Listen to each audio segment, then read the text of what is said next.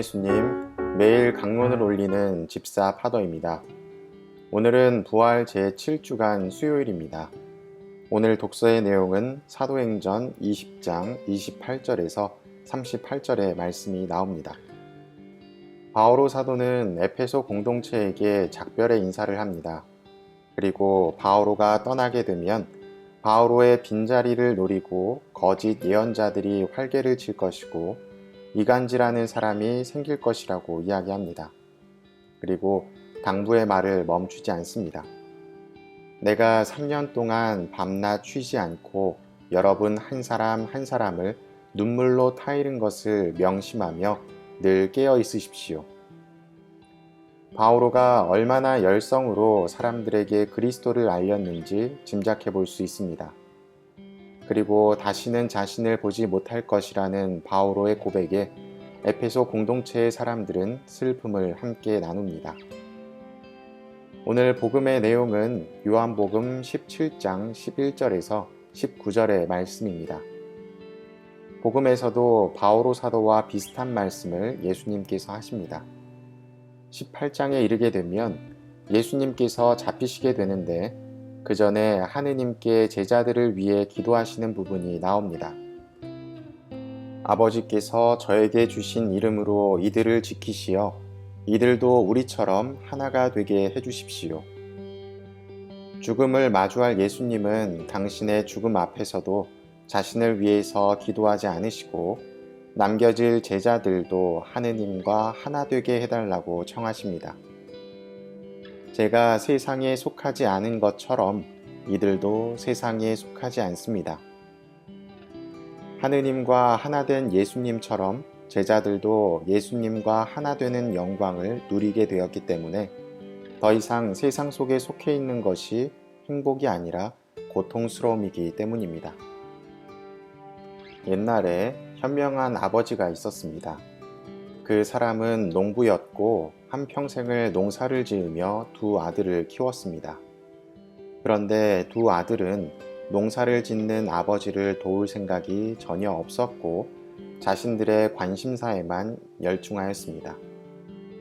큰아들은 아버지의 유산을 물려받기 위해서 농사에 관심이 있는 것처럼 보였지만 사실 농사를 짓고 싶은 마음은 없어 보입니다. 둘째 아들은 그런 형을 보아서인지 농사에는 전혀 관심이 없고 밖으로 나가서 놀기를 좋아하고 방탕한 생활을 추구합니다. 현명한 아버지는 그런 두 아들을 보면서 너무나 안타까웠습니다. 자신이 죽고 난 뒤에 남겨질 아들들의 모습이 눈에 선했기 때문입니다. 물려줄 땅은 열매를 맺지 못하고 죽은 땅이 될 것이 뻔했고 가진 재산도 이리저리 탕진하여 여생을 고통 중에 보낼 자식들의 모습을 생각하니 안타까운 마음이 들었습니다. 그래서 이 아버지는 한 가지 꾀를 냅니다. 그것은 저 넓디 넓은 밭에 주먹만한 다이아몬드를 숨겨 놓았다고 거짓말을 하는 것이었습니다. 그 말을 들은 두 아들은 아버지의 밭에 숨겨진 보석을 찾기 위해 며칠간 그 넓은 밭을 뒤지기 시작합니다. 그러나 지금 당장의 여유로운 삶 때문이었는지 며칠을 파다가 이내 포기하게 됩니다. 그렇게 시간이 흘러 어느새 현명한 아버지는 죽음을 맞이할 시간이 다가옵니다. 그리고 죽는 순간에도 자신의 아들이 걱정이 되었던 아버지는 과거에 자신이 꾀를 내었던 이야기를 다시 한번 두 아들에게 이야기합니다. 두 아들은 아버지의 죽음 때문에 그 이야기가 귀에 들어오지 않았습니다. 돌아가실 아버지 생각에 눈물이 나고 서운하고 아쉬움이 가득했습니다. 하지만 그 마음과 달리 아버지는 그날 밤 돌아가십니다.